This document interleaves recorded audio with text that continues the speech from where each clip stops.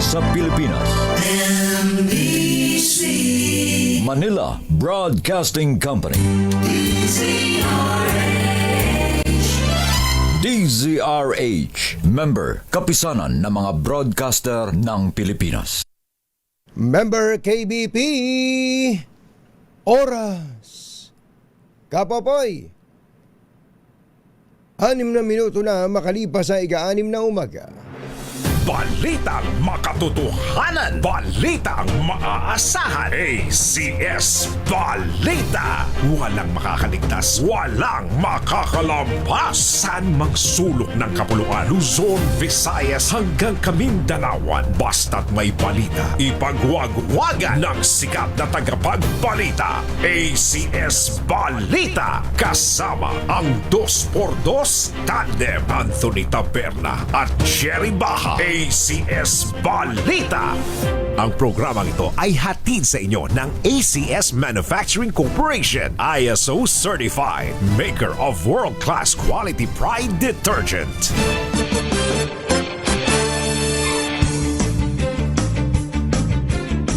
Araw ngayon ng Lunes, March 30, 2026. Sa ulo ng ating ACS Balita. 1 milyong bariles ng diesel mula Indonesia parating na. Higit 300 pang OFWs mula gitnang silangan nakabalik na rin sa bansa. Presyo ng diesel nakaambang tumaas ng 13 pesos kada litro ngayong linggo. Pinay OFW inaresto sa Thailand dahil sa kasong may kinalaman sa kanyang sanggol. Itbulaga host Wally Bayola sugatan sa aksidente sa Bicol. Person of interest sa pananambang sa mga pulis sa Sheriff Agwak natukoy na. Magandang umaga Luzon, Visayas at Mindanao. Good morning Philippines. Hello world. Ito po si Anthony Taberna. Humahabol si Jerry Baha. At ito ang ACS Balita. Alas 6:08 na ng umaga. Sa detalye ng ating mga balita. Darating na sa bansa sa susunod na linggo ang unang batch ng higit 1 milyong bariles ng diesel na binili ng pamahalaan mula sa Indonesia. Ayon kay Executive Secretary Ralph Recto, ang naturang shipment na katumbas na aabot sa 166 million liters ay inorder ng Department of Energy at sasapat para sa 5 araw na supply. Gate ni Recto, bahagi lang ito ng 2 milyong bariles ng diesel na target bilhin ng gobyerno sa ilalim ng 20 bilyong pisong Emergency Energy Security Program ng Department of Energy. Nadagdagan pa ng 338 overseas Filipino workers, dependent at stranded Pinoys ang nakauwi sa bansa kahapon mula sa United Arab Emirates. Ayon sa Department of Migrant Workers, pasado alas 3 kahapon ang makalapag sa Villamor Air Base, Pasay ang sinasakyang eroplano ng mga Pilipino. Ito na po ang ika-6 na chartered flight ng gobyerno para sa mga Pinoy na stranded sa gitnang silangan, bunsod ng girian at tensyon ng mga bansa sa rehiyon. Alas 6:10 ng umaga, naimbag na bigat kada kayo amin na po, agring kayon, gising na. Nakaambang tumaas ang presyo ng diesel na naman ng hanggang 13 piso kada litro habang 2 piso naman kada litro ang gasolina. Ngayon linggo habang ginagambala ng digmaan sa Middle East ang global oil markets. Sa gitna ng inaasahang panibagong pagtaas, tuloy naman ang pagkilos ng gobyerno para daw po matiyak ang karagdagang supply. Sa datos ng Department of Energy mula March 24 hanggang March 30, ang presyo ng diesel sa Metro Manila ay naglalaro ng 105 hanggang 140 pesos per liter. Nasa pagitan naman ng 84 at 111 pesos kada liter ang gasolina, habang ang kerosene ay nasa 140. Nanang ko po. 140 to 166 ang kada litro ng gaas. Matindi, no? Yung gaas ang pinakamamahalin. 160. Grabe, no? Paano na kaya yung si Kuyang Mandong Talents na nagtitinda ng fishball, no? 'Di ba kusinilya 'yon?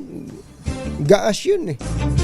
Bihira. Baka kaya tumaas yung fishball Lalo na yung sarsa. Nalang ko po. Alas 6:11 na ng umaga. Diyos maray na aga sa Indogabos, mga Bicolano, mata na kamo, gising na! Arestado ang isang babaeng OFW sa Thailand dahil sa kasong may kinalaman sa kanyang sanggol. Bagamat tumangging banggitin kung ano ang eksaktong dahilan, sinabi ni DMW Secretary Hans Leo Kakdak na may kaugnayan ito sa isang Pinay at kanyang anak. Ayon kay Kakdak, may itinalaga ng abogado ang pamahalaan para humawak sa kaso at nakamonitor din ang Embahada ng Pilipinas para masigurong nasa maayos na kalagayan ang inarestong Pilipina. Engineer Tony Nanggel, 6:12 ng umaga. Sugatan ang TV host at komedyanteng si Wally Bayola matapos humemplang sakay ng motorsiklo dahil sa lubak ng kalsada sa Andaya Highway sa Camarines Sur. Patungo sana si Bayola sa Naga City nang mangyari ang insidente para sa bakasyon. Agad namang dinala sa ospital ng mga rescuer ang komedyante na nagtamo ng pinsala sa binti. Kaya naging limitado ang kanyang paggalaw, ngunit kumpiyansang makaka-recover agad sa tulong ng follow-up medical check-ups. Sa ulat, ilang oras lang matapos ang nangyari kay Bayola, nagkaroon na naman ng aksidente sa parehong bahagi ng kalsada. Kamakailan lang nang bisitahin ng Department of Public Works and Highways ang nasabing lugar matapos makatanggap ng mga reklamo na katakot-takot ang mga sira at potholes sa Andaya Highway. Alas 6:13 na ng umaga, may persons of interest na ang Police Regional Office Bangsamoro Autonomous Region sa nangyaring ambush sa mga miyembro ng 2nd Mobile Force Maguindanao del Sur Provincial Office noong Sabado ng gabi kung saan 5 pulis ang patay at 3 pang kasamahan ang sugatan. Kinumpirma ni Police Captain Steffi Salangit, spokesperson ng Police Regional Office BARM, ngunit inaalam pa kung ilan ang mga umatake sa puwersa ng pulisya. Ayon kay Salangit, nailibing na ang mga nasawing pulis ayon sa kanilang relihiyong Islam, habang ang mga sugatan ay patuloy na nagpapagaling sa ospital. Pauwi na sana ang mga biktimang pulis na night duty sakay ng PNP vehicle matapos magsagawa ng patrol operations sa town center ng paulanan ng bala ng mga armadong grupo sa Sharif Agwak.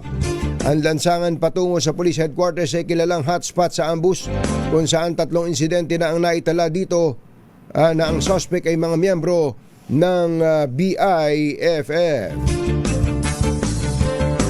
Susunod, Tito Bo! Nakikibalita tayo sa mga ports, mga pantalan, at pati na rin po sa PITX. Balita natin katakot-takot na ang mga kababayang gustong umuwi, gustong magtika, at syempre gustong mag-reunion. Yan at iba pa sa pagbabalik ng ACS Balita. Achi, Mr. Jalamtang, Lakyam Chapsihon 614.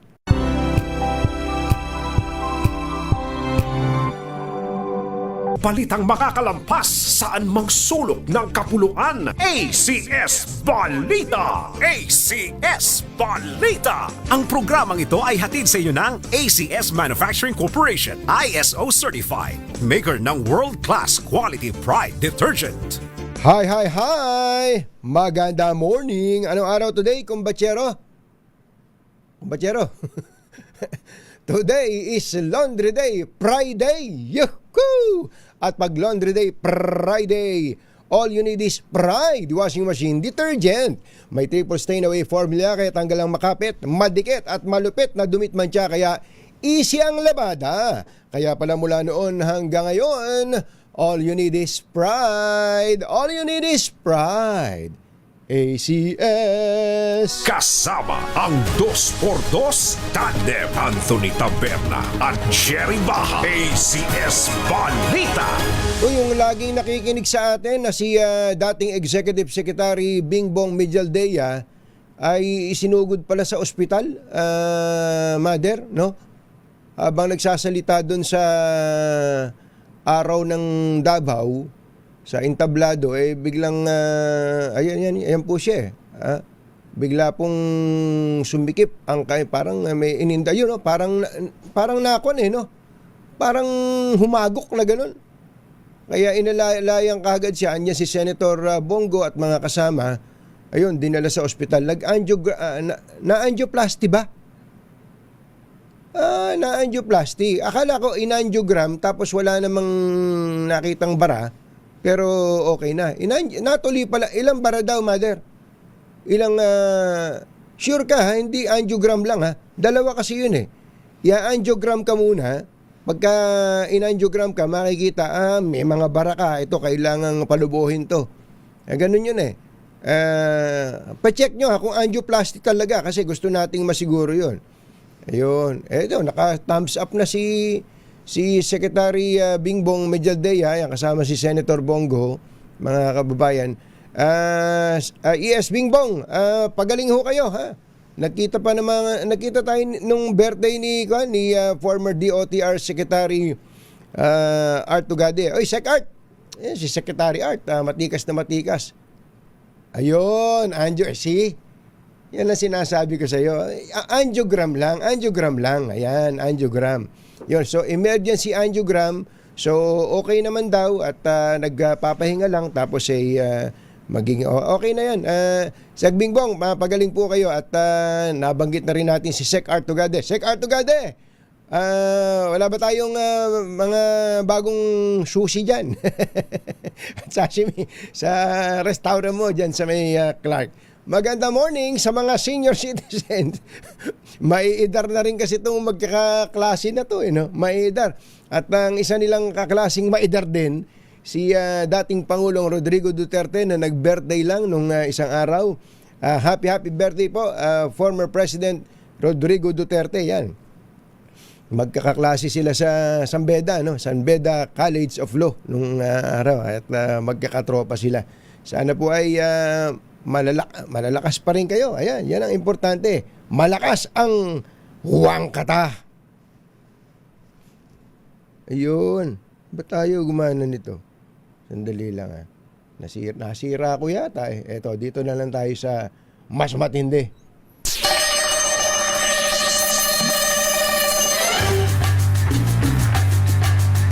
Nakibalita tayo. Mula kay Tom Cruise. Kamukha lang. Ang General Manager ng Philippine Ports Authority, si GM Jay Santiago. GM, magandang morning. Si Katunying po ito, minus Jerry. Magandang morning po, Katunying, at magandang morning din po sa lahat ng nanonood at nakikinig sa atin ngayong umagang ito. Kumusta po, GM? Kumusta po ang ating mga ports, especially yung itong Batangas Port? Well, Katunying, nag-monitor po natin, nagsimula na po yung pagdagsa ng mga kababayan natin sa mga pantalan para po pauwi sa kanilang probinsya. At mabanggit ko lang po, Katunying, para din po matulungan yung mga kababayan natin sa kanilang pagbabiyahe. Tayo po ay nag-pilot test nung tinatawag po nating Online Reservation Assistance System o ORAS. Sa mga pantalan po natin dyan po sa Batangas at sa Lucena at sa mga probinsya po kung saan po pinupuntahan ng mga kababayan natin na lumalayag po mula Batangas at Lucena. Paano ang sistema dito sa ORAS, GM? Well, ang gagawin po nila dyan, Katunying, meron pong QR code dyan na makikita po nila sa social media pages po ng PPA at maging doon din po sa may pantalan. Dyan po ay pinakalat na po natin sa mga social media channels natin. Ang po dyan, 3 steps lang po, yung scan, choose and reserve, meaning scan po nila yung QR code, ma-direct po sila doon sa website po ng Oras. Okay. At mamimili po sila doon kung ano yung biyahe na gusto po nila. At araw, oras, pati po yung shipping line. Okay. At i-reserve lamang po nila. Hihingan po sila ng selfie doon, no, ID. At padadalan po sila ng one-time PIN po, no, para ma-verify.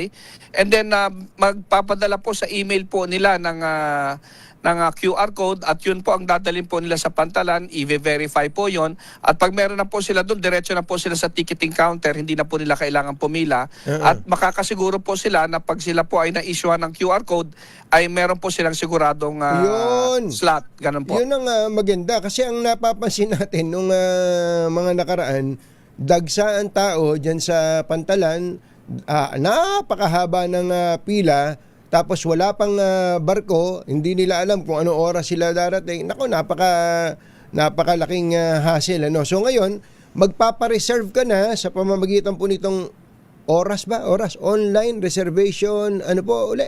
Assistance system po. Assistance sa system. Pwede na bang magbayad doon? Hindi po. Hindi Yun ba? nga po Reservation lang. Opo, inuunti-unti po natin, Katunying. Kung maalala nyo po dati, sinubukan po natin yan na magkaroon po ng online ticketing system. Pero pumalag po dyan yung mga shipping line. Bagamat sa kanila pong pagpalag, hindi naman po natulungan din yung mga kababayan natin. At ito po ang ginawa natin.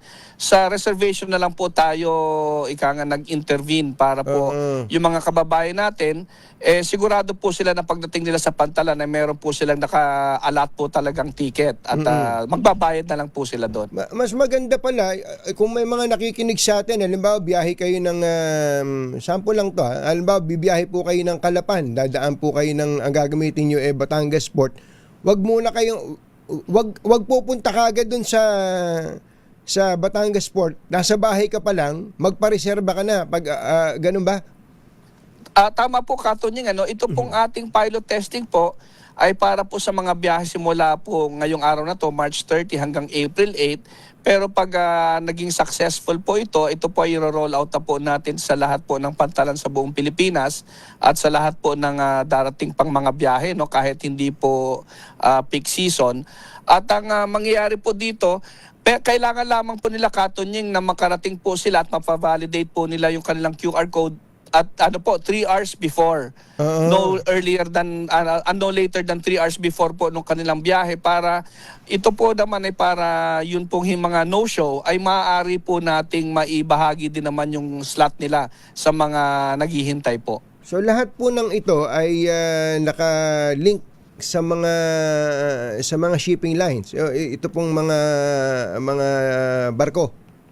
Well, hindi pa po siya nakalink sa mga shipping line, Katunying, dahil ayaw din nga po nilang mag-link. So ang ginawa po natin, nagmandando po tayo ng tinatawag na Operations Memorandum Order na kailangan pong tanggapin nila yung QR code, mandatory po yan, na kanila pong issuehan ng ticket, dahil kung hindi po sila magbibigay ng confirmed na biyahe na magiging parte po nitong mga confirmed schedule, hindi po natin papayagang umatraka yung barko nila kung wala po sila sa schedule. Oo. Hindi, napakaganda sana kung nakalink sila, dahil sa unang-una, alam ng magiging informed ang PPA kung ilan yung barkong bibiyahe, anong oras bibiyahe, ilang pang slot yung hindi nila nabebentahang hindi pa nila naibebenta. Di ba mas mainam kung buo na yung sistema na yon na GM? Tama po, Katunying. Matagal na po natin, taon na po nating pinupush yan. Pero kumbaga tayo nga lang po ang nagpipilit po at nakakaintindi na kailangan po talaga ng mga kababayan natin yan. Pabuti naman po sa pagkakataon ding ito na si Secretary Banoy Lopez po ay nandyan para sumuporta po sa mga ganitong inisyatibo. Ang pinipilit na lamang din po natin ay yun pong ating mga kasamang ahensya katulad po ng Maritime Industry Authority na kailangang sumama na din po at mag-cooperate na mandato po doon sa mga shipping lines na mag-implement po ng mga ganitong inisyatibo po para mas mapagaan po yung biyahe ng mga kababayan natin. May naisip lang ako, GM, halimbawa po, nakakuha ako ng QR code. May reservation na ako. Pagpunta ko sa counter, doon sa bibili akong ticket, paano ko sabihin nung nasa counter, ay wala nang ticket, wala nang slot, wala nang upuan. Well, unang-una po, Katunying, ayan pa usapan po kami ng mga shipping line, and no less than po si Secretary Banoy Lopez po ang naging nakaharap po nila, no, para sabihin na tumulong po dito sa panibagong inisyatibong to. At ang mangyayari po dito, kung halimbawang yung pong pagkakataon na you arrive na no later than 3 hours before, nandoon ka po, sumunod ka lahat ng proseso, mandato po ng mga shipping line na kailangan mag-issue po sila ng ticket. Ngayon, kung makarating ka naman po at na-late ka at na-invalidate na po yung QR code, meron po tayo mga help desk para tulungan ka po mag-generate ng panibagong QR code. Hopefully, nandoon pa rin po, may allotted slot pa doon sa hindi mo naabutang biyahe. Kung hindi man po sa susunod na biyahe ka po ililista. Ako po, naiintindihan ko po yun. Babalik ako dun sa tanong ko. Paano kung may reservation ako dun sa system ng PPA, pero pagdating ko dun sa ticket, sa counter, sabihin, wala na, puno na. Ano po, Katunying, pag nagkaroon po yung kababayan natin ng gano'ng eksperyensya, meron po tayong help desk. Lumapit lamang po sila at sinisigurado po natin na pai-issuehan po natin sila ng ticket. Dahil matinong usapan po yan between sa DOTR, PPA at mga shipping lines na kailangang irespeto po nila yung reservation na yun. Ano? At kung hindi po susunod ng shipping line na yun, magkakaroon po sila ng administrative sanction sa PPA. Yun. At makakapekto po sa operasyon po nila. Opo. Sapat po ba ang bilang ng mga barko o ferry na makapagbibiyahe sa atin pong mga kababayan ngayon pong Semana Santa? Well, kung dati po, Katunying, bago pa po nagkaroon ng krisis po sa Middle East, Opo. ay kulang na. Lalo pong kumulang ngayon dahil marami po sa mga barko po ay nagbawas po ng biyahe at yung iba nga po ay nagkansela na po ng biyahe po nila. So, sinasabi na po natin sa mga kababayan natin na maghanda po sila na kung ang biyahe naman po nila ay hindi talaga ay may papaliban pa, pagpaliban na lang muna po nila dahil medyo pahirapan po talaga ang pagsakay po ngayong Semana Santa. Mga gaano kalaki ho yung deficit, kumbaga, yung kulang ng barko dyan? Ako nai-estima ko ho, base ho sa mga report, yung mga notisya pong binigay ng mga shipping line, halos 10% po ang nagbawas po ng biyahe. Kung hindi man po nagbawas, nagsuspinde, o kung hindi man po, ay bumabagal po yung turnaround time dahil medyo binabagalan po nila yung biyahe para makatipid po sa krudo. So kung mga 10% yun, at least 10%, mga ilang pasahero po ang mawawala ng upuan, kumbaga, kung i-estimahin ninyo? Nako, mahirap pong mahirap pong ma-estimate, Katunying.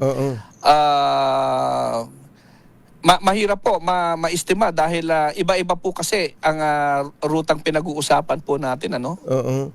Kaya po natin tinatanong yun, baka yung ating mga kababayan kahit na mahalang pamasahe o kaya alam na nabawasan na yung bilang ng mga barkong bumibiyahe, siyempre naka-schedule na yan Ang schedule na, mag-reunion tayo sa ganitong petsa. Tutuloy pa rin. Baka ako ang maging itsura ng mga pantalan natin parang Armageddon yun nga po talaga, Katunying, ang kinatatakot po natin, kaya tayo naman po ay puspusan din pong nag-i-information drive para kung maaari nga po, sinasabi po natin na ginagawan po natin ng paraan, yung pong biyahe ng kababayan po natin ay mas maging komportable. Pero sinasabi din po natin na kung hindi naman po talaga essential at kung may pagpapaliban po nila, wag na muna po siguro tayo makipagsabayan ngayong Semana Santa. At ang pagsasama naman po ng pamilya ay maaari pong i-push back sa mas kumbinyenteng araw po, kung lalo na po kung natapos na po itong krisis sa Middle East. Meron na po bang taas pamasahe sa ticket sa barko? Opo, Katunying. In fact, siguro po sa mga nakalipas pong 2 hanggang 3 linggo ay nagtaas na po ng pasahe yung mga barko po, nag-authorize na po ng pag-increase ng pamasaheng Maritime Industry Authority Authority dyan, nangaabot po sa 20% Naku po. sa dating pong pasahe po nila. Ang sakit nun. Pero at least kayo ang pinaka-assignment ninyo yung port. Kumusta naman ang mga port natin, mga air conditioning units natin diyan, ang mga comfort rooms natin diyan, kumusta naman po ngayon? Well, unang-una po, Katunying, may balita ko din po sa inyo na yung pong mga agricultural cargo natin, yung mga Roro vehicles po natin, mga truck, yung pong mga delivery van at mas malalaking truck, galing pong 516 pesos po na Roro terminal fee, yan po ay ibinagsak po natin sa piso, no? Piso na bilang lang? Tugon, piso na lang po, yes, Katunying. Bilang tugon po dito po sa nangyayari nga pong pagtaas po ng pasahe at presyo ng gasolina. At sa amin pong pag-iistima, yan po ay katumbas ng makakatulong po tayo ng pagbaba ng 5 piso kada litro po sa bawat 100 litro. No?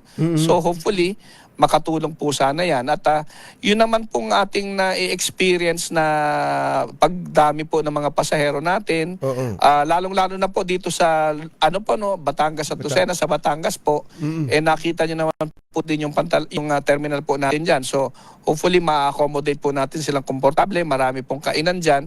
Sa Lucena naman po, ongoing po yung pagtayo po natin ng makabagong passenger terminal building at yan po ay magagamit ng mga kababayan natin siguro by end of June this year. But in the meantime, tinugunan na po natin sila na mas marami pong tents at mga upuan at nang hindi po sila nakatayo. Yun ang importante. Siyempre, masama na loob mo, mahaba pila, tapos baka ubod ng uncomfortable pa, inconvenience sa kanila. Sigurado may magmumura dyan, may magagalit yan. Sana po na-anticipate po natin yung GM. Well, yes po, Katunying, at sinabi ko nga po sa ating mga kawani, number 1, meron po tayong no-leave policy po, no, sa buong PPA po, dito po sa, from ito pong Semana Santa natin, simula po nung Palm Sunday hanggang pong sa Lunes Santo po, no. At sabi ko din nga po na po muna tayo, pasensya, dahil alam natin ng mga kababayan natin, alam din naman po natin ang pagkukulang ng nung sa pagbabiyahe po. At pagpasensyahan na muna po natin. In fact, yun pong mga tauhan po natin sa Lucena, Quezon, ang sabi po natin, sila po pinapunta po natin yung mga wala naman sa operation sa Lucena, pinapunta po natin sila sa Marinduque para makatulong po sila sa Marinduque dahil napakabigat din po nung passenger traffic po dyan po sa Balanacan sa Marinduque. Baka ho pala naisip ko lang, baka sa kagustuhan ng mga ibang mga ship owners na i-accommodate yung mga pasahero, mag-overloading. Ano bang instruction niyo po doon? Well, ang usapan po namin dyan sa sa mandato na din po ni Secretary Banoy Lopez, dito po sa sistema natin sa oras, kinukuha po natin yung 60% po nung mga pasahero. Yan po yung mga walang dalang sasakyan. Yeah, at yung remaining 40% capacity po, yan ay naka-allocate po sa mga rolling vehicles po, yung mga sasakyan, mga truck. So again, pagbibigay alam po natin sa mga kababayan natin, kapag ikaw ay may dalang sasakyan, hindi ka po maaaring mag-enroll doon sa oras at kailangan dumaan ka po sa regular na proseso. At ang rason po dyan ay dahil hindi naman po madidetect sa oras kung anong sasakyan ang dala mo para maplano po nung barko yung pong pagbabalanse at pagkakamada ng mga sasakyan.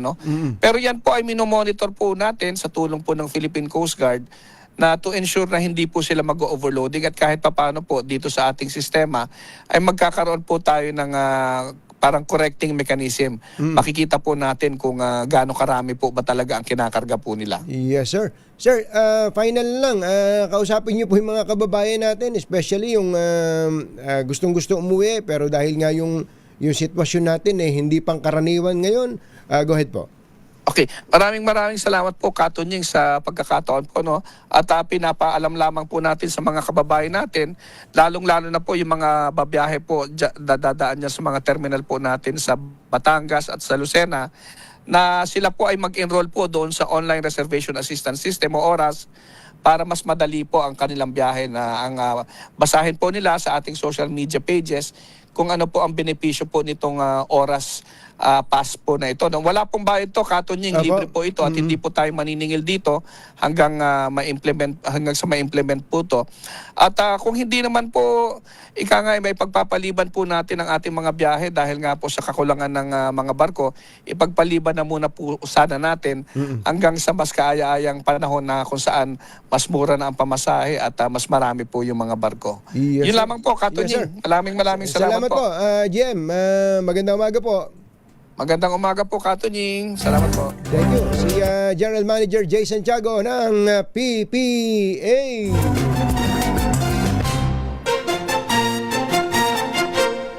Katonying at Ka-Jerry. Anthony Taberna, Jerry Baha, ang samahang pinatibay na ng panahon. 2x2. 2x2.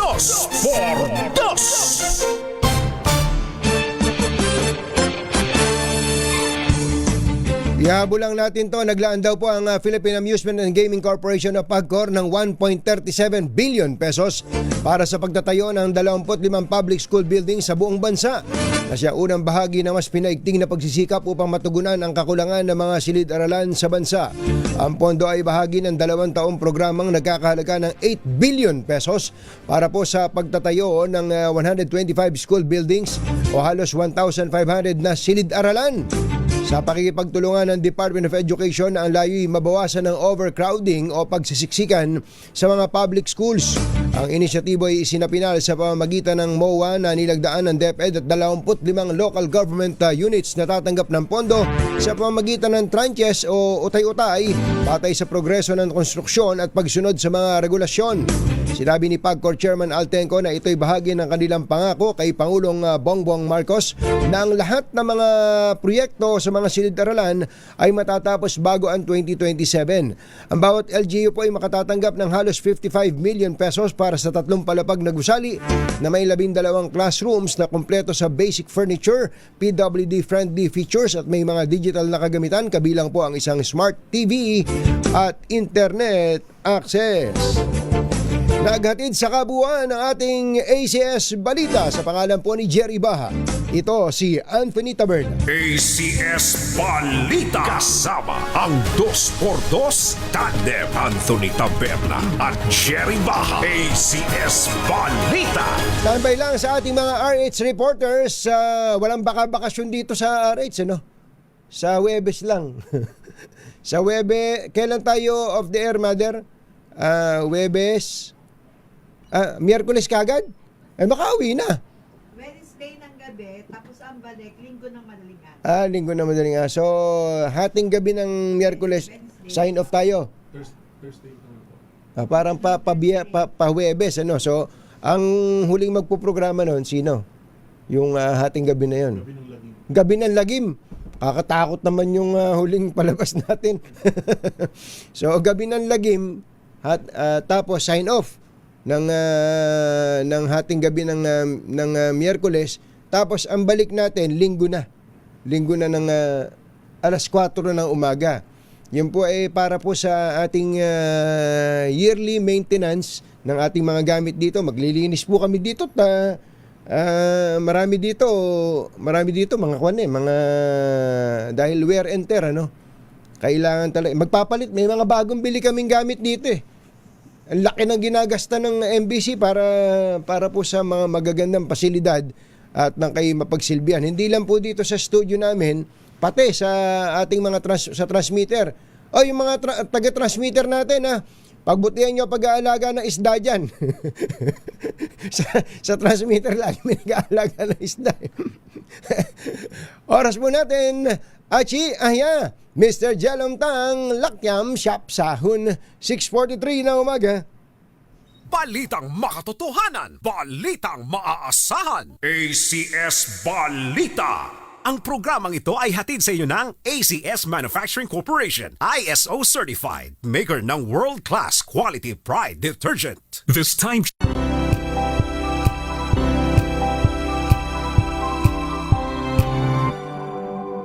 ating lasapin ang hagupit na 2x2.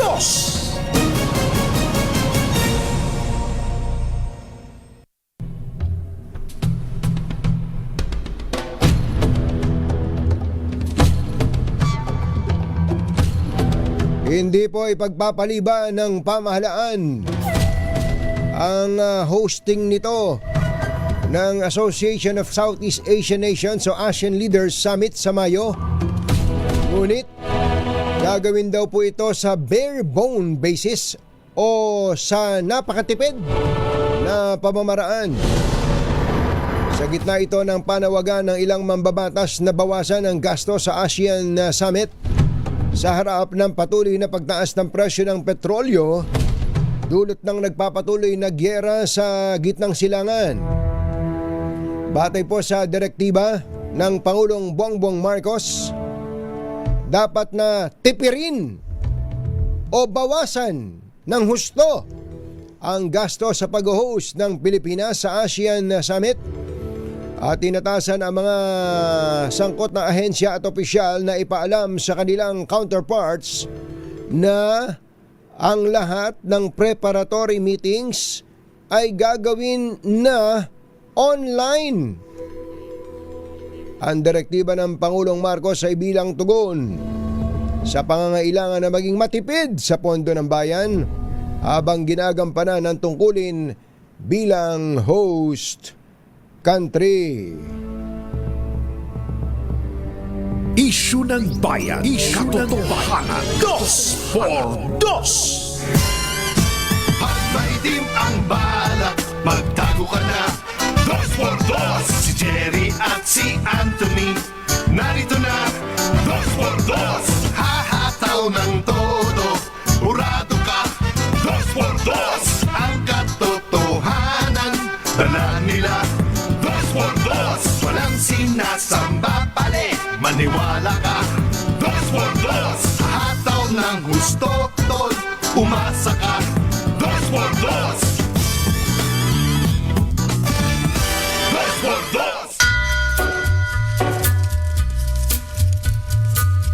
Hi. Maganda morning. Magandang umaga, bayan! Ito po si Anthony Taberna. Umahabol si Jerry Baha. Muli pong sumasa inyo ang 2x2 sa umagang ito ng Friday! Yuhuu! Kumusta po kayo mga textmates, mga text partners? Ang allocated budget pala para sa ASEAN Summit ay more than 22 billion pesos. Alam nyo, kapag ka talaga host ka ng ganitong klaseng summit, naalala ko tuloy minsan nang ako'y naka-observe ng pag-host ng ibang bansa. Halimbawa, ng kapitbahay lang natin, ng Singapore, o kaya ng Thailand, o ng Malaysia, ng ganitong mga summit. Bonggang-bongga talaga. Para tong kung maikukumpara nyo po ito, para siyang SEA Games, o kaya Asian Games, o kaya Olympics. Pagka ikaw ang host, talagang malaki gagastusin mo. Hindi lang yung gastos ng preparasyon o pagpapakain diyan, kundi iba pa. Siyempre, pag may bisita ka, para sa bahay mo. Pag may bisita ka sa bahay, uy, may darating si mother sa bahay natin. Sabi ko kay Rosal, maglinis ka. Alam mo naman ako sa misis, maglinis ka. Ayaw. Sige, ako maglilinis. Di ba, ganun tayo. Pag may bisita tayo, linisin natin. Lilinisin mo talagang iskubahin mo mabuti. Lalo kung ang mga bisita mo espesyal, di ba? Tapos kung may mga sira, ayusin mo. Kung merong eyesore, yung mga medyo masakit sa mata, pangit tingnan, tatakpan mo yun. Kahit na kunya-kunya rin, tatabingan mo ng mga halaman para wag lang makita yung pangit na parte ng bahay mo. Tapos syempre mag-iestima ka ng bisita, may lahat ng mga masasarap na pagkain. Lahat ng masasarap na pagkain ihahanda mo. Syempre, ano kaya ang paborito ng bisita ko? Kailangan ako taga Nueva Ecija ako. Kailangan masarap ang ihahain kong pagkain. Yung ano ba ang sikat na pagkain sa Nueva Ecija? Ano nga ba? Ano nga ba? Sikat na pagkain, masarap na pagkain sa Nueva Ecija. So lahat ng masasarap, iyahain ko yan. Tapos yung mga minandal, tapos siyempre, kung pwede, pag tapos kumain ng aking bisita, ipapa-foot massage ko pa. Wala. Sa madaling salita, magastos. Pag may bisita talaga magastos, kasi nga ay gusto mong ipakita sa kanya yung pagiging hospitable mo, no? Tama ba yung English ko? Hospitable. If you are hospitable, pinapakita mo yung hospitality. Diyan kilala mga Pilipino eh. Talagang gagastos ka. Ganun po katindi pagka-host ka ng ganitong klase ng event, mga kababayan. Kaya malaking halaga po. Hindi naman kasi darating lang dito yan eh. Magkukwento yan eh. Pag umuwi sila sa kanilang bansa, magkukwento yan. Okay na kang mag-estima ng Pilipinas, ano? Tapos, siyempre, hindi lang naman pupunta sila dito, gagastos din sila dito.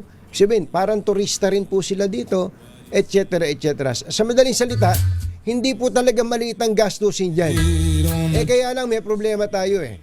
Kung ganito problema po natin, meron po tayong malaking sitwasyon. Ang sabi nga nila, cancelin na lang yan. Hindi naman pwede. Kasi may mga iba na po tayong naumpisahan ng mga gastusin. Sabi ko nga kay Kumbachero dati, naka-order na kami naka-order na kami ng raw material sa pagluluto ng mga pagkain. Ano gagawin mo sa pagkain na yon? Di ba? So, okay lang na ituloy yan, pero yung pagtitipid, kung paano magagawa yung kaukulang pagtitipid, dapat stricto ang pamahalaan doon. Pwede po, maintindihan ng mga bisita natin yan.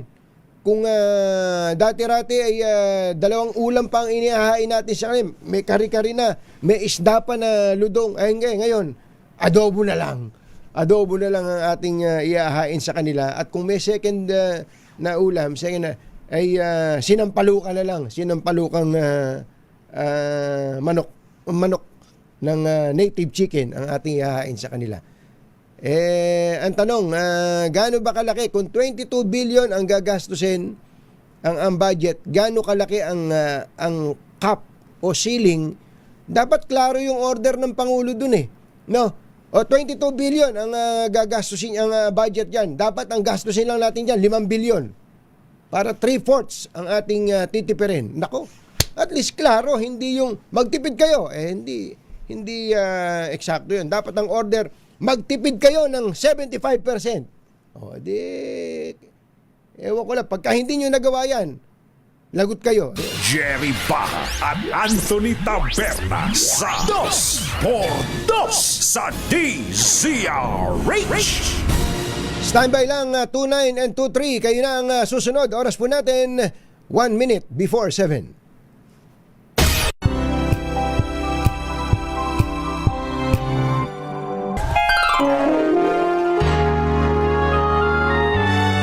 Kauna-unahan sa Pilipinas.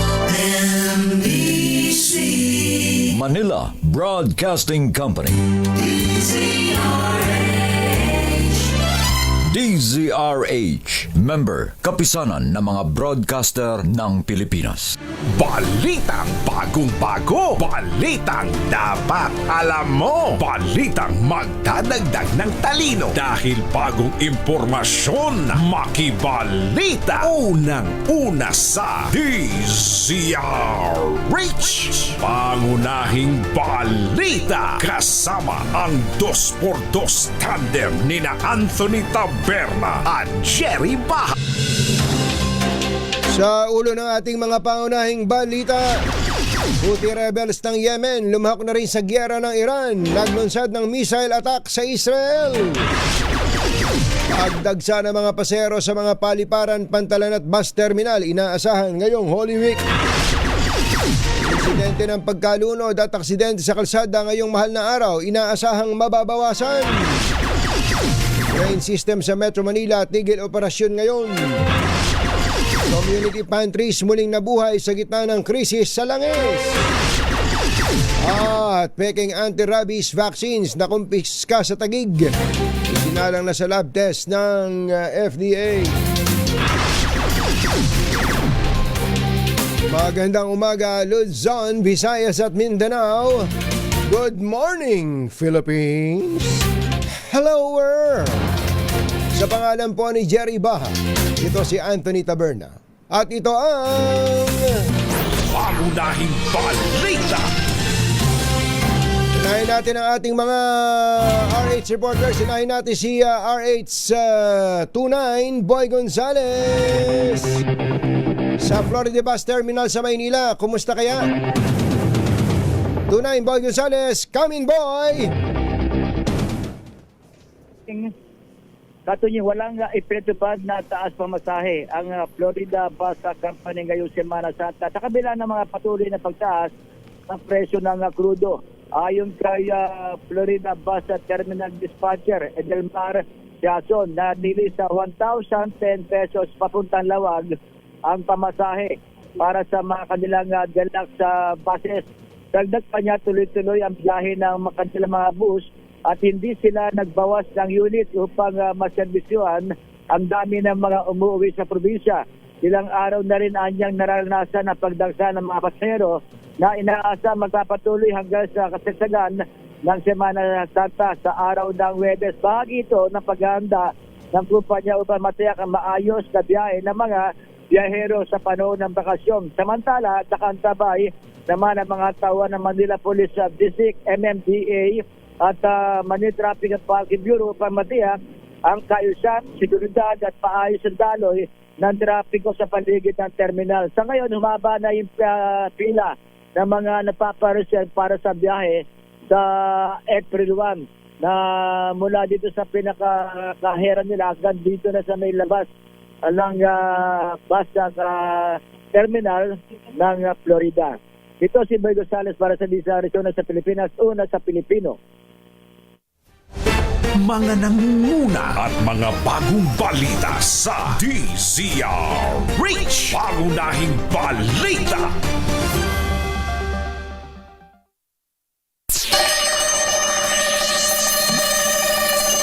So sabi natin, DOTR Secretary Giovanni Lopez. Secretary Banoy, magandang morning. Si Katunying po, iniwanan ni Jerry Baha.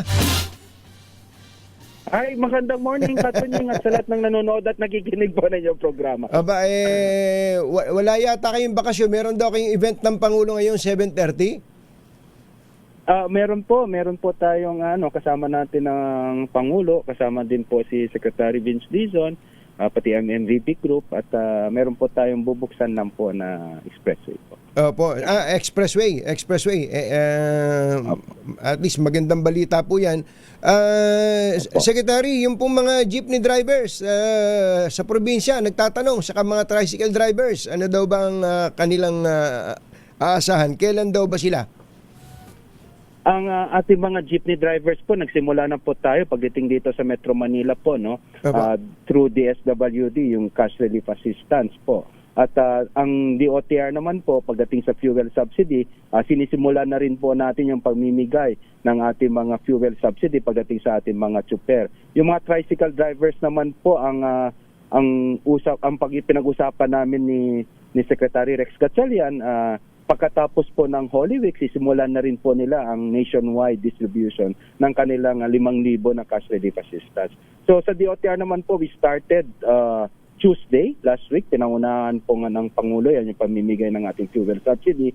So as of yesterday po, out of 2.5 billion, nakapag-disburse na po tayo ng halos 700 million. So nationwide po to, tuloy-tuloy lang po ang ating pamimigay. Tapos mamaya nga po, no, meron tayong pamimigay rin ng ating mga fuel subsidy sa ating mga tsuper. Kuya Tonying, ang nangyari lang po kasi dito kung bakit bakit medyo natagalan kahit papaano, no, yung sinasabi natin pagdating sa tsuper. Kasi po dati-rati po ang fuel subsidy program po natin is only for operators. Hindi po nasama ang mga tsuper. Pero ang sabi ng ating Pangulo, siguraduhin yung walang maiiwan, isama yung mga tsuper. So ang ginagawa namin ngayon, na nagkikipag-ugnayan kami sa mga operators, sinasabi namin na ibigay nyo sa amin yung mga GCash account o Paymaya ng ating mga tsuper upang idiretso namin doon yung pamimigay ng subsidiya para hindi maantala ang kanilang pagbabiyahe. Ngayon, we understand na may mga drivers po, mga tsuper po na walang mga GCash o Paymaya. Oo. We're going to hold a special day po para sa payout, para personal naman namin iabot. So yun po yung magiging mechanics po ngayon. Kumbaga yun ang instruction, kailangan ay yung pila kasi, no? Saka hassle pagka pumila, Secretary, tigil sa pagtatrabaho yun. Lalo kung matagal yung pila, maantala pati yung kanila hanap buhay.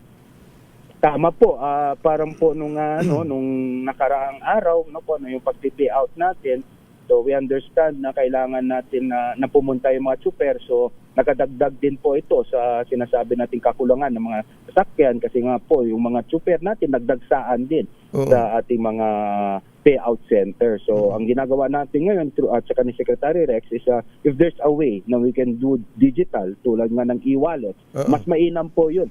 Kuya Tunying, parang nga po yun. Parang sinabi ko kanina, hindi maantala yung kanilang pagbabiyahe, hindi sila pipila, at hindi rin nakaka-istorbo masyado sa kanila.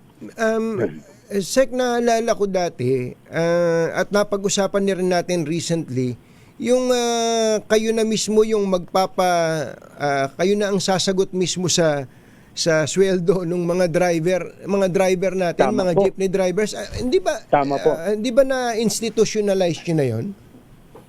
Tama po, meron na tayong service contracting program, yan po yung libreng sakay. Ang inaantay lang po natin ngayon is yung pondo mula sa DBM, no? Meron po tayong 1 billion dyan. At humingi na po tayo ng SARO. At once po na maibigay yan, yung SARO sa atin, sisimulan natin yung libreng sakay nationwide. At ito lang po kapag masabi ko, Kuya Tony, magpapasalamat din po kami sa tulad sa mga ibang LGUs po, no? Si Yorme. Opo, Quezon City, ginagawa na din yan. Alam ko, Davao din, ginagawa yung mga libreng sakay. At ang kagandahan dito, Kuya Tony, merong mga private individuals who are willing talaga na talaga makita mo naman yung malasakit nila sa ating mga kababayan. So, gusto nila mag-deploy ng mga sasakyan na libreng sakay sa kanila ang gastos, sa kanila lahat para makatulong lang. Kaya kinausap ko sila Chairman Vigor, ang LTFRB, nahanapan ng magandang ruta para makinabang ang mas nakakarami. Katulad ni Kuya Will, di ba?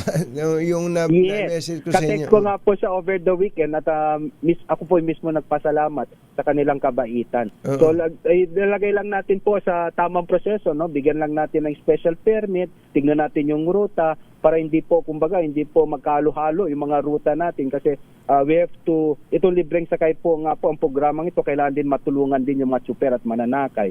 So titingnan natin kung saan pa pwedeng mailagay si Kuya Will, yung kanyang inisyatibo. At again, uulitin ko, nagpapasalamat po tayo kay Kuya Willie Revillame po. Pagka mabalikan ko lang po, Secretary Bano, yung tungkol dun sa LGU, sa Maynila po, para kung tama ang intindi ko, yung 2 araw na pamamasada ng mga jeepney drivers natin, ang magpapasweldo sa kanila, City Hall, kasi may pera naman yung City Hall eh.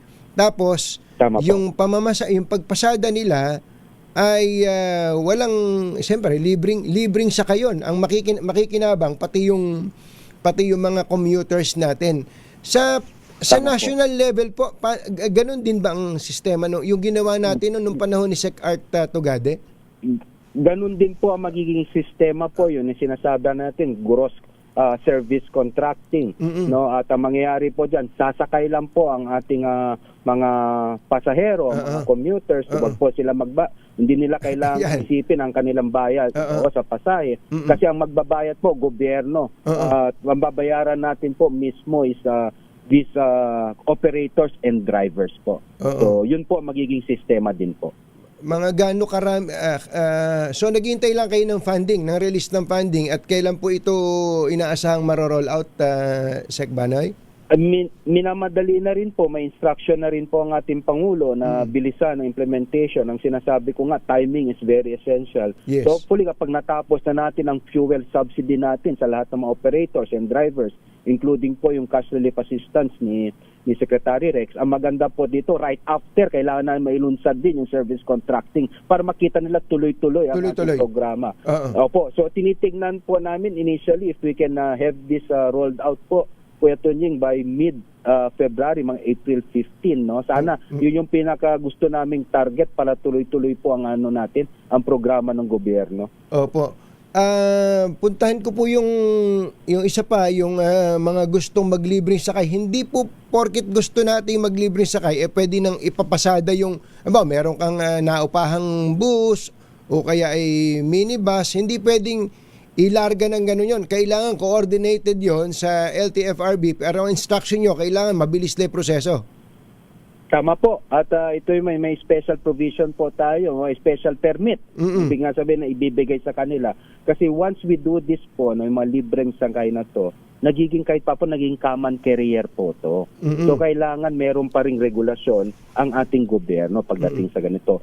Pangalawa po yung pagdating sa mga ruta, no? Hindi lang po basta-basta kung anong ruta po ang ibibigay natin.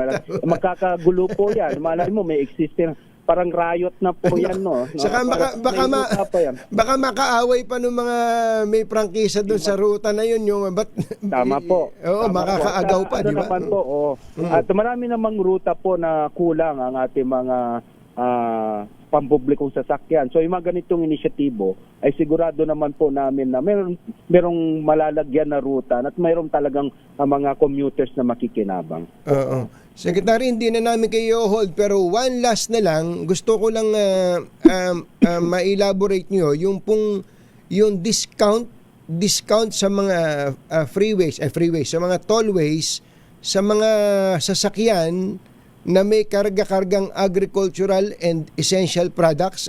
Go ahead po. Yes po, no. Ngayon po nagpapasalamat tayo kay Mr. MVP at saka kay Mr. RSA po, no. Kasama po 'yan sa mga toll discount itong mga delivery trucks po natin. They are either considered under class 2 or class 3. Ngayon po ang importante po dito sa ating mga delivery trucks, maglagay po kayo ng RFID. Kasi ang discount nito is in the form of weekly rebate po. Ibig sabihin po dito, kapag sa unang linggo po, no, nakikita nyo, bumiyahe po kayo, ginamit nyo po ang ating mga tollways at kung napansin nyo, hindi pa nabawasan, hindi po mababawasan yan at that time kasi nga po, ganun pa rin ang sistema, hindi natin binago yung system kasi po ng toll fee, pero maaasahan nyo po by next week, yung inyong RFID, madadagdagan po in the amount ng supposed discount po. So yun po yung magiging proseso po niyan. Huwag po kayo magulat na akala nyo hindi naman nabawasan, hindi ho po mababawasan right real time. Ibig sabihin next week pa po yan mababawasan. Ngayon, kapag merong mga instances na hindi po nabawasan, let us know. Para kami naman po ang magsasabi sa ating mga toll operators na yung sasakyan ni Mr. A hindi nabawasan, kailangan ilagay nyo yung rebate po dyan. Yun ang napaka-importanting maintindihan ng mga nakikinig po sa atin, especially yung nasa logistics business, kailangan may RFID. Segmano, hindi ko na kayo aabalahin at baka kayo malate pa at mapatayo pa kayo sa tabi ng blackboard. Salamat po. Thank you po. Salamat po. Thank you so much si Secretary Banoy Lopez ng DOTR.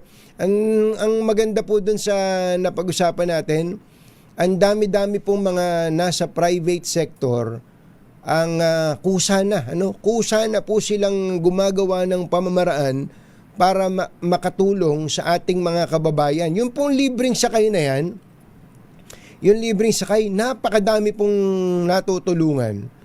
Ang mga ibang LGU meron na po dati pero kung madaragdagan po sa pamamagitan po ng mga private companies, private individuals ng libreng sakay, siguro maaagawan ng pasahero yung mga kasalukuyan ng may linya o ruta o prangkisa. Pero sa panahon ngayon yung iba nga ayaw nang bumiyahe 'di ba? Kawawa na may mga pasahero natin. But of course, kailangan pong i-coordinate yan sa LTFRB. At ang instruction, kailangan mabilisan ang pagbibigay ng ruta sa mga mababait. Kuya Will, thank you!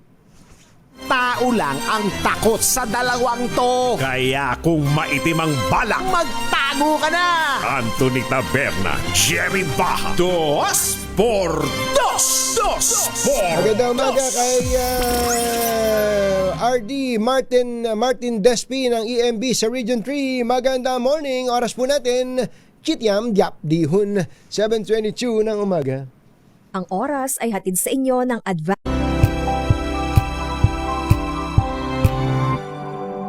Unahing balita, Anthony Taberna at Jerry Baja, DZRH.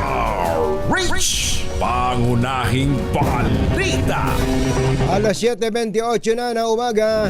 Tuloy ang mga balita dito sa Pangunahing balita. Inaasahan ng exodus ng mga pasahero sa mga airport, seaport at bus terminal pauwi sa kanilang mga lalawigan ngayong Semana Santa sa harap ng pagsipa ng presyo ng petrolyo.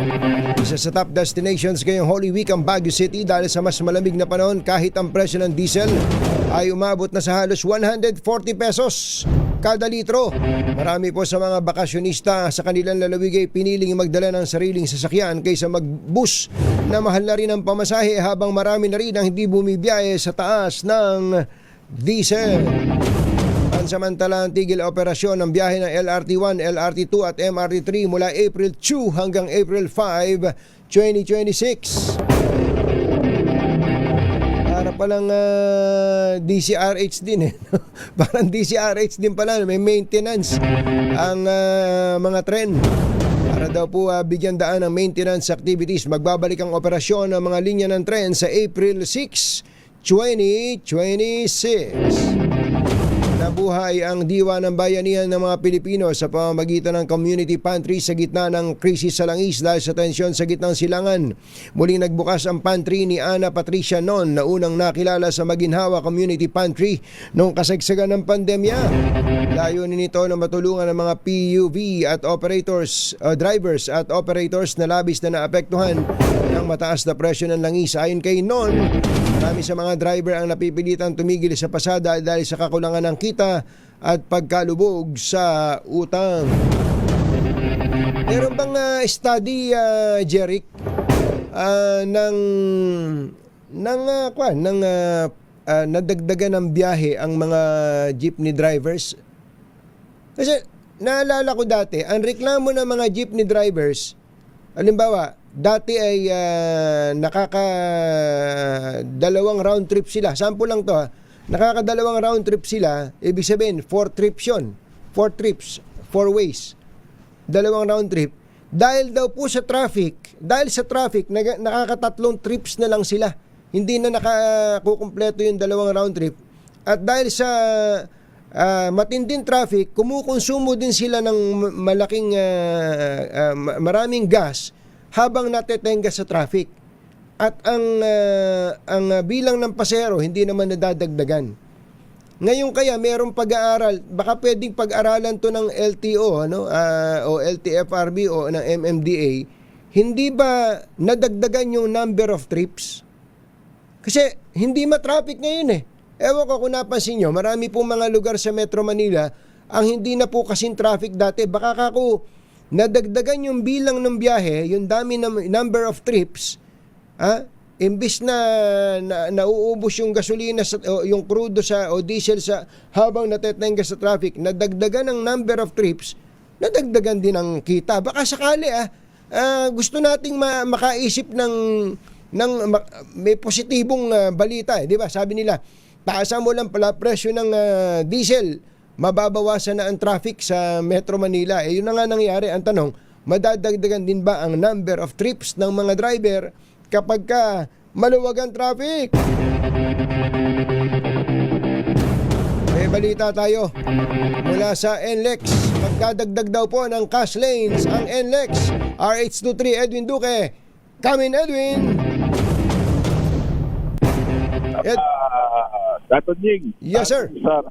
Northwest Expressway Toll Tarlac na ang madadagdagan ng 4 na toll booth. Ito yung cash ang ng Northwest Expressway kung saan inasahan mo doon marami ang papasok kayo panahon ng para Santa. Ay kay Ginoong Ruben Ignacio, spokesperson ng NLEX, magdadagdag lamang muna sila ng cash boat yan sa may bahagi ng Valenzuela at Caloocan. Depende ito sa volume ng mga sasakyan papasok ng NLEX ngayong panahon at para sa base umano sa kanilang obserbasyon, mas manipis ang dati na sasakyan papasok ng NLEX. Simula pa nitong nakalipas na araw kumpara noong nakarang taon. Malaki umano ang epekto ng pagtaas ng kurudo at gasolina sa merkado kung bakit hindi ganon karami ang mga sasakyan pauwi ng Northern Luzon na gamit ang kanilang sariling mga sasakyan, kundi mas marami ngayon punuan sa mga bus terminal. Samantala, nagdagdag naman na mahigit 40 tauhan ang pamunuan ng NLEX para umasiste sa panahon ng Semana Santa. Kabilang na dito sa security, tollway, ang persa ng medic at ambulance para sa naturang nagdagdagang tao. Sinabi ni Ginoong Ignacio na walang isasagawang road repair sa panahon ng Semana Santa habang magpapatupad naman ang libreng towing at pag-assist sa mga masiraang mga sasakyan hanggang matapos ang araw ng Semana Santa hanggang sa araw ng Lunes. Bukas naman ang counter flow para sa southbound na para sa motorista mula pagkatapos ng Pukawi Toll Plaza hanggang Balintawak. Arenson na 3 ang kinagulat sa DZRH, una sa Pilipinas, una sa Pilipinas. Pangunahing balita. Thank you, Edwin. Ramdam na ng pambansang pulisya ang kumukonting biyahe ng mga motorista epekto ng pagtaas ng presyo ng produktong petrolyo. Kaya ayon kay PNP spokesperson Brigadier General Randolph Tuanyo, malamang ay mabawasan din ang mga insidente ng road crash o aksidente sa kalsada at drowning o pagkalunod na kanilang binabantayan tuwing panahon ng bakasyon. Sa datos ng PNP, tumaas ang bilang ng mga nasawi dahil sa reckless imprudence noong nakaraang taon. Umabot sa 919 mula sa higit 800 noong 2024. Kaya hindi nakapagtala ng 151 incidents ng pagkalunod ang Maritime Group noong 2025 mula sa 70 kaso na sinundaang taon. Samantala, upang sugpuin ang lumalalang kaso ng illegal na online gaming sa bansa at protektahan ang mga manlalaro laban dito, inilunsad ng PAGCOR o Philippine Amusement and Gaming Corporation ang PAGCOR Guarantee website. Maaaring i-check ng publiko ang nasabing website kung lisensyado at lehitimo ang isang online gaming site bago sila maglaro o magbayad. Regular pong ina-update ang website at may direktang link ito sa mga lisensyadong gaming platforms. Ayon kay PAGCOR Chairman and CEO Al Tenco, matutulungan nito ang publiko na makaiwas sa panlilinlang habang pinoprotektahan ang kanilang karapatan bilang manlalaro. Paalala pa ni Chairman Tenco na maaaring na maging mapanuri sa bawat online gaming activity na sasalihan sapagkat dumarami ang mga reklamo hinggil sa illegal na gaming sites na hindi nagbabayad ng panalo. Para sa karagdagang impormasyon, bisitahin ang www.pagcor.ph/pagcor guarantee. Anthony Tamberna at Jerry Baha, DZRH, pangunahing balita. Yun. Sabi ni Michael Raimundo Fortes, hindi madadagdagan ang number of trips kasi hindi na kaya ng mga driver na kumarga ng krudo. Actually, yan din yung una ko naisip. Diba? Kasi hindi ka makapagkarga. Ang binabanggit ko lang, during the time na matraffic, ang laki din ng konsumo sa krudo eh. Diba? Kumukonsumo ka ng krudo habang natatraffic ka. Isipin lang natin ang sabi ko nga, dapat may study na gawin ang pati mga TODA o mga JODA, Jeepney Operators and Drivers Association, ano. Pag-aralan na, isipin lang niyo kasi ito sobrang negatibo tayo, maaari na tayong tumalon sa building pare-pareho dito eh. Kumbaga sa sobrang kasawian natin. Pero minsan, kailangan titingin din tayo sa positibo eh. Yung magbigay tayo ng specific example. Kung dati-rate, ang konsumo mo sa krudo sa isa biyahe ay 3,000. 3,000 piso. Wag sa presyo. Sa lang, sa litro. Kumukonsumo ka dati ng 30 litro. 30 litro, pero 3 trips lang ang ginagawa mo. 3 biyahe lang. 3 trips. 30 litro, 3 trips. naka-factor in doon yung napaka-traffic na mga kalsadang pinupuntahan mo. Kaya ka kumukonsumo ng 30 litro at 3 trips lang ang ginagawa mo dahil napaka-traffic. Ngayon, hindi na matraffic. Pwede bang pag-aralan kung hindi na matraffic, mababawasan ba yung number of liters? Tatlong ruta din, ha? Tatlong biyahe din. Tatlong biyahe. 30 liters pa rin ba ang kukonsumuhin mo? Kung sabihin mo, hindi, sa tatlong biyahe na yon, ang makukonsumo ko na lang ay 25 liters. 25, sample lang to, ha? 25 liters na lang, 3 trips. Adi nabawasan ka ng konsumo sa crudo. Wag muna yung presyo, pag-usapan natin yung number of liters muna. Hindi ba pwedeng, dahil maluwag nga, makakapagbiyahe ka pa ng isa at madadagdagan naman yung kita mo dahil madadagdagan yung number of passengers na ikinakarin. Ewan ko na, gusto ko lang malaman kung meron bang epekto yung luwag naman ng traffic sa buhay ng mga tsuper. Ayun, ganun lang. Yun lang ang ibig ko sabihin. Pero kailangan dyan ng mas matalinong pag-iisip o pag-aaral. Pag-aaral. Oras po natin, Edniel, standby ka ha. Ikaw na susunod. 7:39 ng umaga. This time check is brought to you.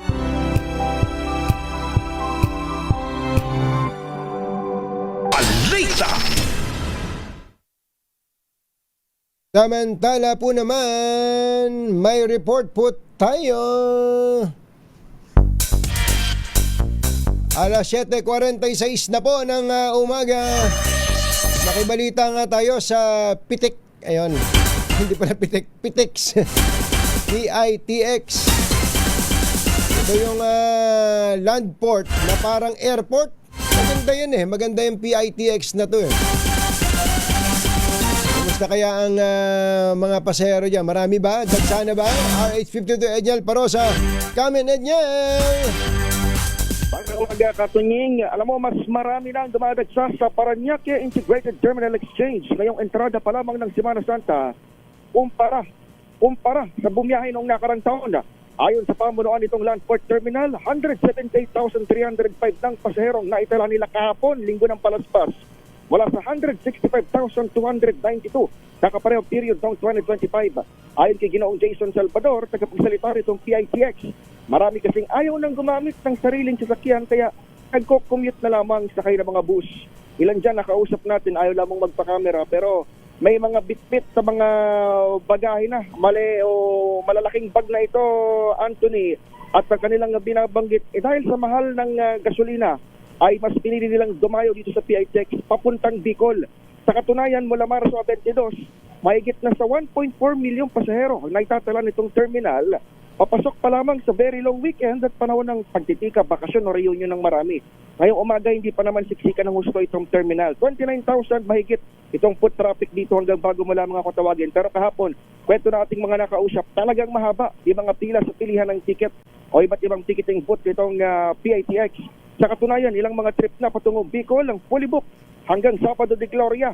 May mga fully book na ring schedule maging sa Norte, Mindoro at Visayas at Mindanao, pero hanggang Abril 2 o kasabay na inaasang exodus sa araw naman ng Huwebes. Paglinaw ng PITX, kahit may mga fully book na schedule, maaari pa rin namang mag-walk-in ilan nating mga kababayan dahil hindi pa umaabot sa 100% na fully book o naibebenta itong mga ticket sa panahon ito ng Holy Week. Una nang nagsabi, ito pamura ng PITX na dahil nga sa looming oil crisis o itong patuloy na pagtaas ng presyo ng produktong petrolyo, ay inaasahan ang mas marami pang foot traffic o dagsa ng mga biyahero na magko-commute kaysa gumamit ng kanilang mga sariling sasakyan. Mula rito sa napakagandang Landport Terminal sa lungsod ng Parañaque, ako si Edniel Parosa, DZRH, una sa Pilipinas. Kumusta ang aircon, yung lamig ng loob ng Landport? Ay, hindi ganun kalamig. Sa dami ng tao, no? Sa dami rin ng tao siguro. Pero ang kinakwento ng mga nandito, kahapon talaga yung grabe na pila ng mga pasahero dahil sinamantala na yung linggo. Yes. At mukhang hindi na nagsipasok ngayon. Pero again, we expect na by Miyerkules pa. Dito, by the numbers, April 2. So Thursday pa yung biyahe ng ilan nating mga kababayan. At sa ngayon tuloy-tuloy pa naman yung pagpasok dito. Nga pala, buti binanggit mo, Katunying, ang payo naman ng management ng PITX para doon sa mga maghahabol ng biyahe, be patient lang at masabuti naman dito na sila mag-stay sa loob ng terminal dahil maayos na kondisyon dito, may aircon, may mga facilities na pwedeng pahingahan at may mga kainan, bilihan ng kung ano-ano kaysa maghintay pa sa kung saan-saan, lalo pat baka kasi maging impatient yung ating mga kababayan dahil sa tagal ng biyahe o turnaround ng mga biyahe ng bus dahil nga sa oil crisis. Basta buti na rito at ligtas pa dahil may mga police din na nakatao rito. May kwan daw, ano ito sinasabi ni Yuel? Nakatulog na yata si Yuel sa sleeping capsule. Ay, sleeping capsule. Hanapin ko dito yung sleeping capsule. Pero yes, si Yuel, taga Cavite yan. Kaya madalas yan dito sa PITX. Kahit dito sa kanya, sa pwesto niya, parang may sleeping capsule si Yuel dito. Ayos. ang isa parang napansin natin bago lang ako magpaalam, yung mga biyahe pa norte, particular yung mga pa Baguio City, Anthony, medyo antay sila talaga ng bus. Dito sa PITX, mukhang affected yung ilan sa mga ruta na dati popular dahil nga doon sa mahal na krudo. Yung binabagit kasi na data ng halimbawa sa PNP na lamang, I don't know, sa Department of Energy, marami sa mga saradong gasolinahan ay nasa Cordillera Administrative Region. Baka mukhang nagre-reflect siya doon sa biyahe ng mga papublikong sasakyan, even itong mga bus paakyat sa norte. Pero again, sabi ng PATX, pare pa namang mag-walk-in, pero be patient lang dahil nga medyo babagal yung turnaround time ng mga bus dahil nga sa mahal na presyo ng produktong petrolyo. Yes, Ako si Edniel Parrosa, DZRH, una sa Pilipinas, una sa Pilipino. Thank you, Edniel. Samantala, may binabanggit nung si Kumbachero sa akin Yun daw, Val Gonzales, na experience mo rin ba to, yung acid reflux o GERD sa mga kababayan natin? Pero karaniwan ay inaapula lang natin yung hapde, hindi yung tunay na sanhi. Alam niyo ba, mga kumbachero, parang makinang na-stuck ang tiyan kapag hindi maayos ang galaw ng pagkain. Nagkakaroon ng gas sa ibaba na nagtutulak ng acid paakyat. Kaya kung iilang probiotic strains lang ang iniinom mo, baka hindi nito naaabot yung mga bahagi ng tiyan kung saan nagsisimula ang problema. Tita Helen, Tito Albert Nagales, dapat dapat alam natin kung paano masusolusyonan yan. Diyan napapasok yung BioPro. May 19 probiotic strains na nagtutulong-tulong para alagaan ang buong digestive system, mula tiyan hanggang colon. Parang Kapopoy, parang nagtatanim ng good bacteria para maalis yung sanhi ng gas at discomfort. Sa BioPro, hindi lang tinatakpan ng sintomas, inaalagaan ang buong digestive system para mas magaan ang pakiramdam araw-araw. Hanapin lang ang BioPro sa mga Mercury Drug Stores at iba pang leading drug stores nationwide. I-add to cart nyo na sa mga online shopping platforms. BioPro, ang inyong daily probiotic partner. RH5, Val Gonzales. Nagtaas na ng pamasahe ang mga bus dyan sa QC. RH5, Val Gonzales. Come in, Val. Ang bayong araw ng Lunes Santo ay nagpatikim ng kalbaryo ang ilang mga bus companies na patungo ng norte sa pamamagitan ng dagdag lang naman na 16 pesos sa pasahe. Ang Victory Liner, Anthony, na una nang nagpatupad ng dagdag pasahe nitong nakalipas na buwan ng Pebrero, ngayong araw ng Lunes, yung kanilang 319 pesos na pasahe mula rito sa kanilang istasyon dito sa Cubao, Quezon City patungo ng Tarlac dyan sa Central Luzon. Yung 319 ay naging 335 pesos na o 16 pesos na dagdag sa pasahe.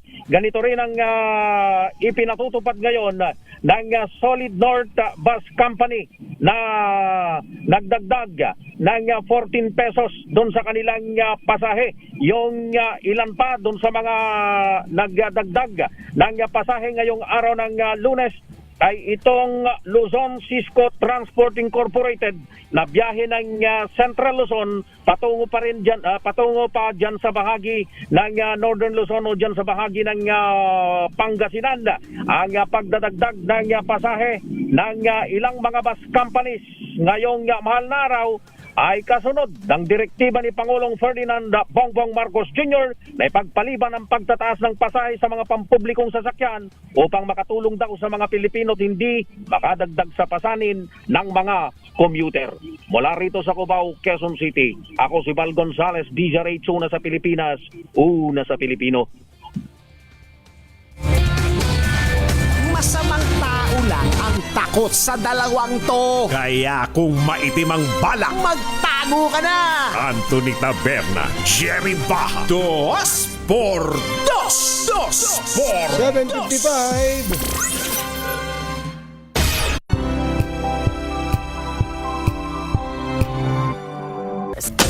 Ay, Engineer Pascua ng Aurora, kumusta na po kayo? Ang best-selling 7-seater SUV ng Cherry Auto Philippines, ang all-new Tigo REV Luxury Edition SUV, ay nakapagtala ng best-in-class sa fuel efficiency rating na 84.28 kilometers per liter efficiency rating na matindi pala to. Matindi. Best-in-class fuel efficiency po ito. Per liter gasoline equivalent. Matapos ang fuel eco run ay sinagawa ng Department of Energy noong 2025. Sa resulta ng pagsusuri ng DOE, nanguna po ang Tigo REV LE sa mga sasakyan sinuri sa mga kategoryang plug-in, hybrid, diesel at gasoline. Ang Tigo REV LE may 1.5 liter turbocharged engine at may pinagsamang electric at hybrid driving range na hanggang 1,400 kilometers lang naman. Matindi. Isang full tank at charge. Meron din po itong iba't ibang safety at driver assistance features, kabilang advanced driver assistance systems, adaptive cruise control at 540 degrees camera system. Sa halagang 1,548,000 pesos ay maaari ka nang makabili ng matipid at reliable na 7-seater SUV, ang Cherry Tigo REV LE. Ay ano pa hinihintay mo, Kuya Erwin Aguilar? Mag-test drive na! Kailangan nyo nang magpalit ng bubong ng bahay, ha? Buti na lang may bubong na maasahan. Gawa sa state-of-the-art technology, may aluminum na, may pintura pa. Now available na rin sa pre-painted tile span. Para sa eleganteng bubong na matibay na, makulay pa, mag-Cherry Loom pre-painted ka na. Sa mga kababayan nating mahilig mag-photography, inanunsyo po ng PAGCOR na tumatanggap na ng mga entries para sa 2026 PAGCOR Photography Contest. Ang tema ngayong taon ay Kids at Play, na layong ipakita ang mga simpleng tagpo na sumasalamin sa pagiging masayahin ng mga bata at mga asal na natutunan sa simpleng paglalaro. Bukas po ang patimpalak sa lahat ng Pinoy photographers at amateur at professional na may edad 16 pataas. Sinabi ni PAGCOR Chairman Altenco na hangad ng paligsahan na mapanatili ang mga tagpo na nagpapakita kung paano nakatutulong ang laro at libangan sa paghubog ng karakter at pangarap ng mga paslit. Nako, may mga kategorya po yan, conventional, mobile at drone, at maaari pong manalo ng limpak-limpak na papremyo na mula 50,000 hanggang 100,000 pesos! Yuhuu! Grabe, kabilis talaga ng oras. Kabilis din ang biyahe sa mga kalsada natin ngayon dahil lumuwag ang traffic. Pero handa po ang mga gagamit ng ating mga ports, mga sasakay ng barko. Pinagpapauna na po ang kumonte ang bilang ng mga barko na bumibiyahe. Kaya nako, sasakit ang katawan ng mga pasahero. Ang panawagan po ng Philippine Ports Authority, kung pwede daw po ipagpaliban ang biyahe. Nako, ipagpaliban na. Mahirap namang sa kagustuhang i-accommodate ng mga barko na to ang ating mga pasahero. Ang maging ending niyan ay overloading. At alam niyo naman kung ano ibig sabihin ng overloading. Pag overloaded, patay. Baka magkaroon ng sea accident. Ingat po tayo mga kapuso, mga kapamilya, mga kapatid, mga kabarkada, mga trolls. Magbakasyon naman kayo. Bye! Happy weekend! Woohoo! Damdaming bayan! Susunod na. Oh yeah, life goes on long after the thrill of living is gone.